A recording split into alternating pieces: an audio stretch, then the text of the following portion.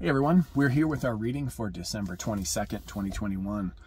This is Nahum 1 through 3, the whole book of Nahum, Revelation 13, Psalm 142, and Proverbs 30, 18, and 19.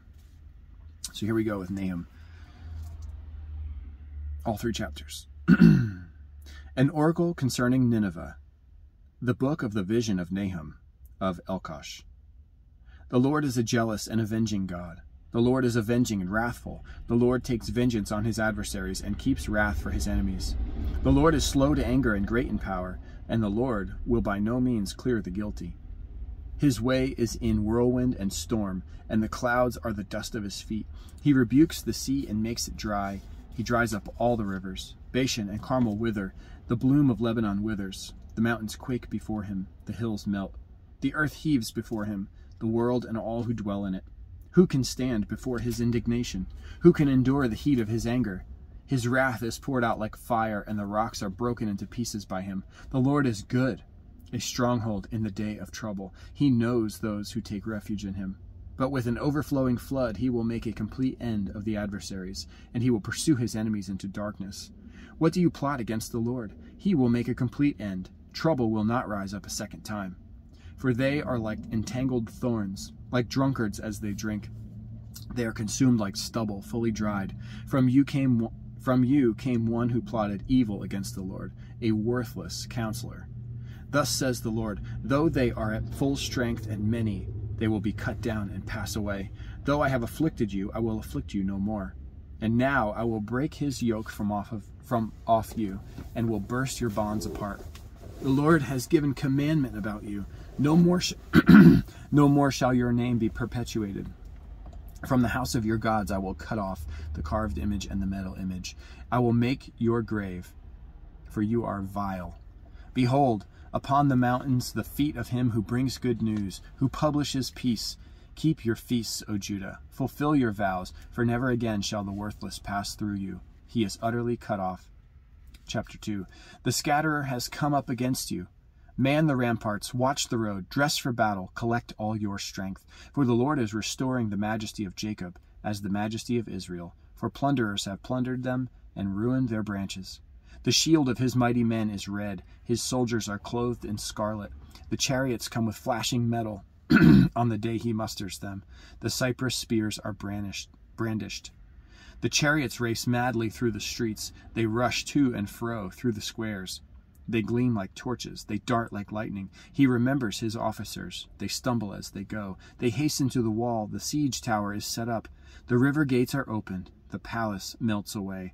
Its mistress is stripped. She is carried off. Her slave girls lamenting, moaning like doves, and beating their breasts. Nineveh is like a pool whose waters run away.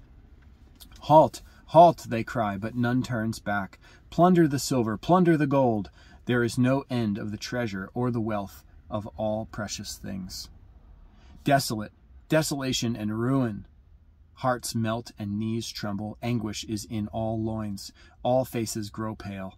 Where is the lion's den, the feeding place of the young lions? Where the lion and lioness went, where his cubs were, with none to disturb? The lion tore enough for his cubs and strangled prey for his lionesses.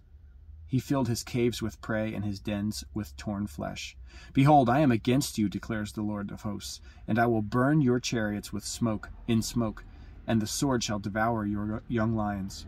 I will cut off your prey from the earth, and the voice of your messengers shall no longer be heard. Chapter 3. Woe to the bloody city, all full of lies and plunder, no end to the prey.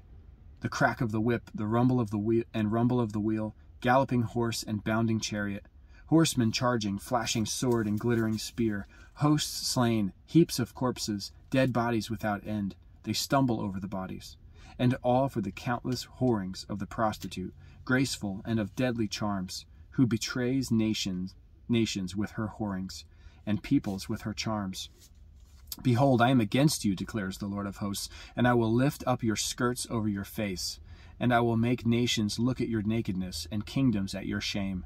I will throw filth at you, and treat you with contempt, and make you a spectacle, and all who look at you will shrink from you and say, wasted is Nineveh, who will grieve for her. Where shall I seek comforters for you? Are you better than Thebes, that sat by the Nile, with water around her, her rampart a sea, and water her wall? Cush was her strength, Egypt too, and that without limit. Put and the Libyans were with her, were her helpers. Yet she became an exile, she went into captivity. Her infants were dashed in pieces at the head of every street, for her honored men lots were cast, and all her great men were bound in chains. You also will be drunken, you will go into hiding, you will seek a refuge from the enemy.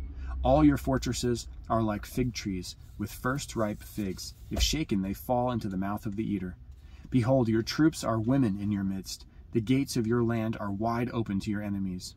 Fire has devoured your bars. Draw water for the siege. Strengthen your forts. Go into the clay, tread the mortar, take hold of the brick mold. There will the fire devour you. There will the fire devour you. The sword will cut you off. It will devour you like the locust.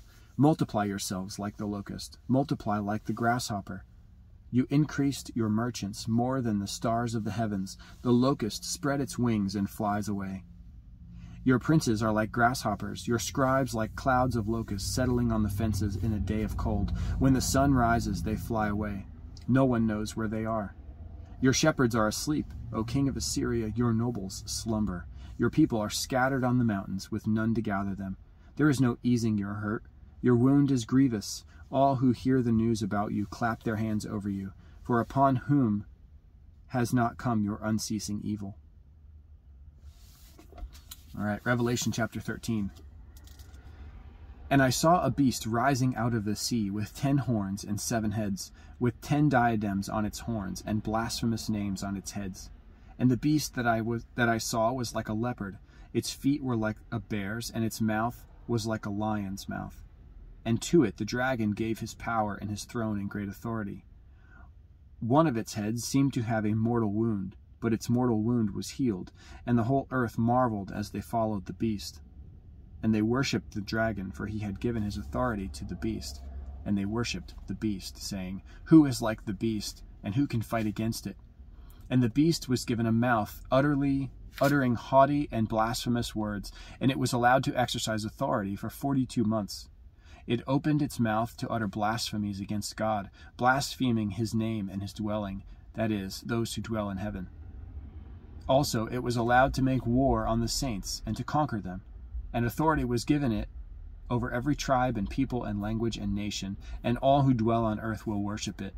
Everyone whose name has not been written before the foundation of the world in the book of life of the Lamb who was slain.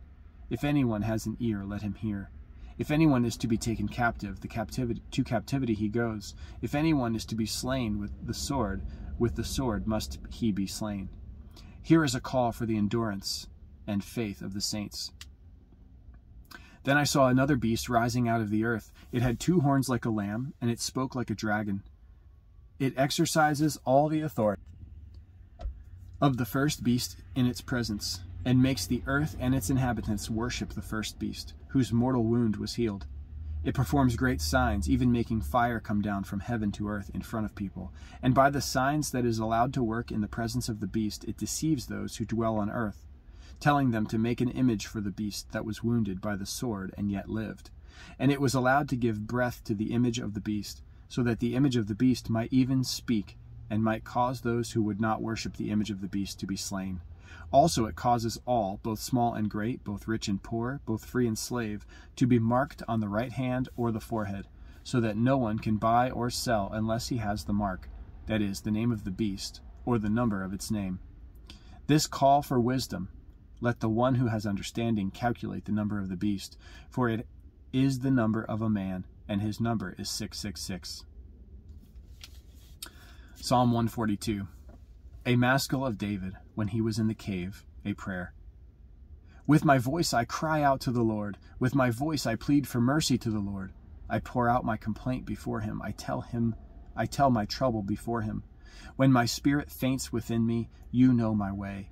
In the path where I walk, they have hidden a trap for me. Look to the right and see, there is none who takes notice of me. No refuge remains to me. No one cares for my soul. I cry to you, O Lord. I say, you are my refuge, my portion in the land of the living. Attend to my cry, for I am brought low. Deliver me from my persecutors, for they are too strong for me. Bring me out of prison, that I may give thanks to your name. The righteous will surround me, for you will deal bountifully with me. Proverbs 30:18 and 19 says, 3 things are too wonderful for me, 4 I do not understand. The way of an eagle is in the sky, the way of a serpent on a rock, the way of a ship on the high seas, the way of a man with a virgin. All right. Our next reading is going to be December 23rd. This is Habakkuk 1 through 3. Then we will read, which is the whole book. Then we'll read Revelation 14, Psalm 143, and Proverbs 30:20. So I'll see you guys later on for December 23rd. Have a great day.